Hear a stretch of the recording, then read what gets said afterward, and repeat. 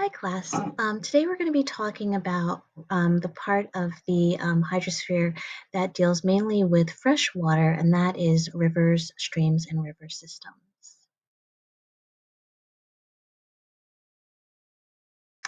So, rivers are formed when the runoff from water starts to form permanently in channels, and we call that a stream. And streams that are very large are called rivers, and there are small streams that feed into rivers that are called tributaries. Um, you can write down everything that you see in red, or you can print off the note guide that is attached to our day sheet. This is a picture of North Carolina river systems. And the watershed is the area of land that drains into a river or a river system. So in Winston-Salem, anything that we put on the ground is put onto our watershed, and our watershed will eventually drain anything that's on the ground into our closest river, which is the Yadkin River. A river basin is very similar to a watershed. The river basin is not just the land that drains into the river, but all of the tributaries that feed into the river system as well. And this shows you a picture of the different watersheds in North Carolina. All of these land areas drain into different rivers. A divide is where the land is elevated, a high area of land that separates one watershed from another.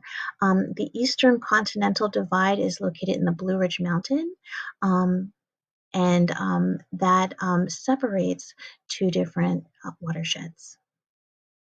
If you look on this picture, it shows you the different divides of North America. The Mississippi watershed is this large area. It encompasses many states, and all of these land areas eventually will drain into the Mississippi River. When we talk about rivers, one thing that we need to discuss is the river's load. And the river's load is just everything that the river is carrying with it: sediments, stones, dissolved particles.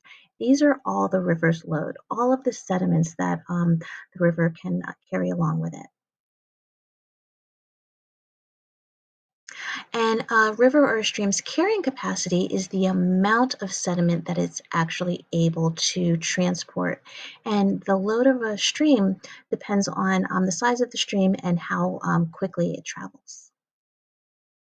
Okay, so let's talk about the different parts of a river, different parts of the stream. We begin at the beginning of the stream. The beginning of the stream is usually found in a mountainous region, and it's called the source of the river or the headwaters.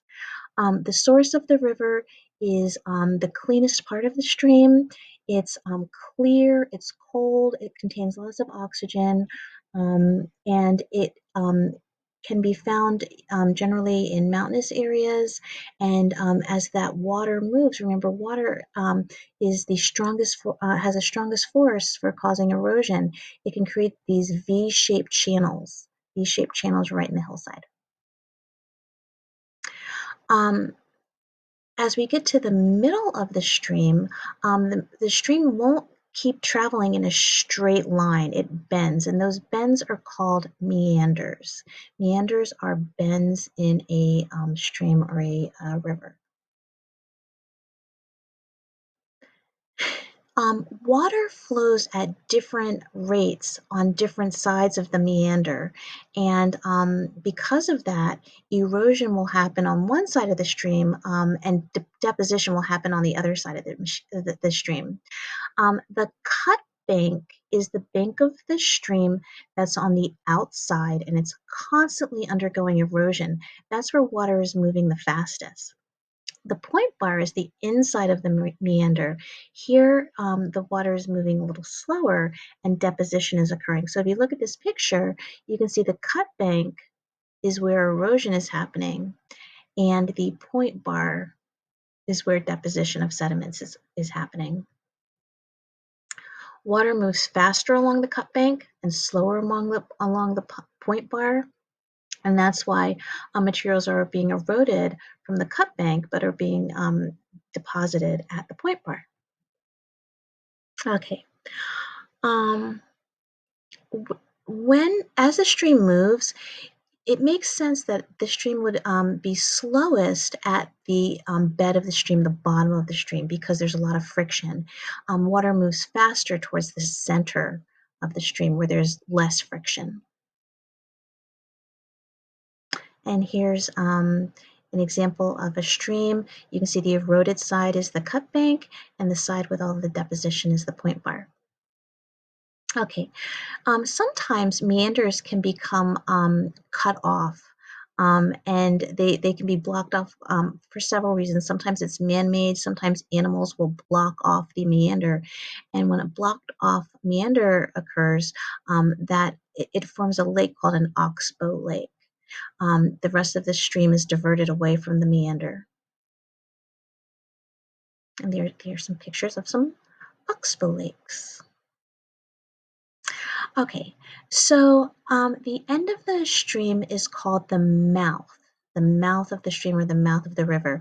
This is where the stream or river empties into a larger body of water, a ocean or a bay, or even a lake.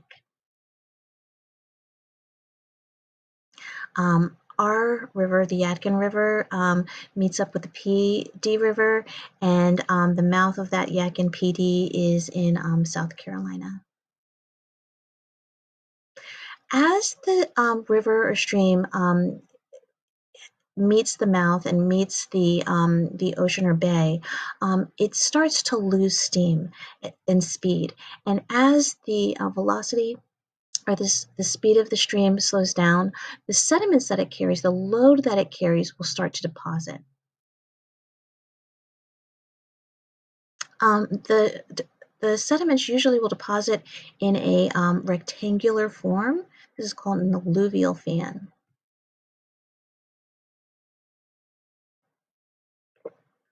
When enough sediments are deposited that it makes up a landmass, that landmass is called a delta.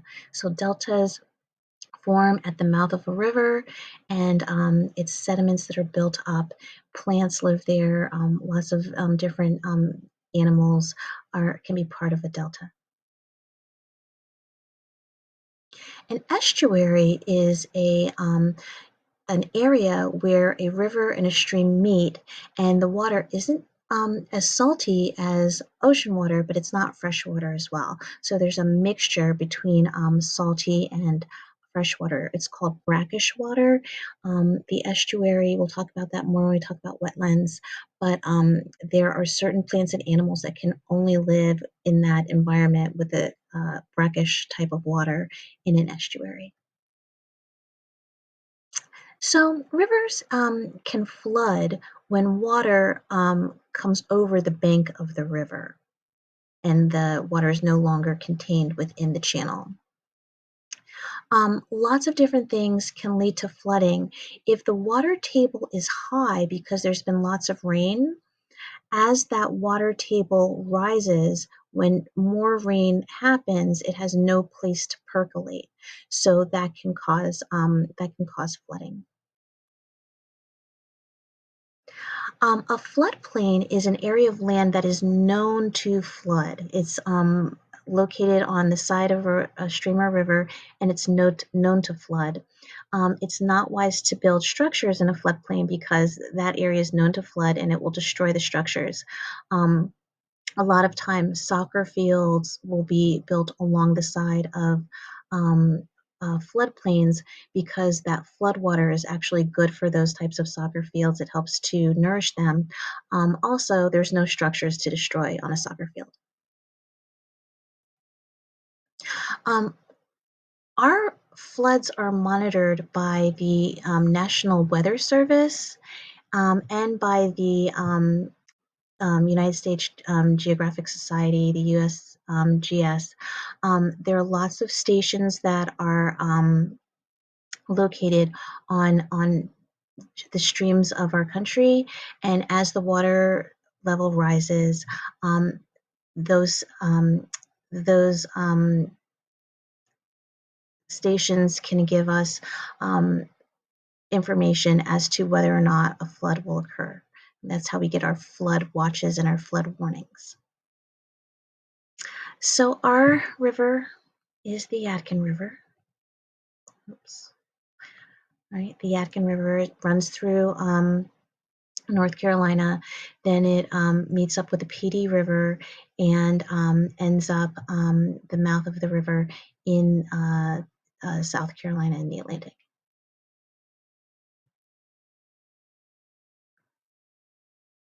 And which river drains the largest watershed in the US? That would be the Mississippi River.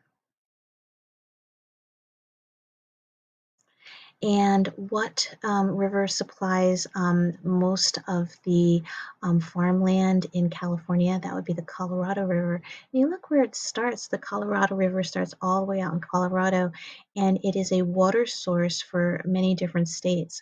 But it's that river water is necessary for the farms of California that grow a lot of the food that we need. All right, that's all I have on river systems. Have a good day.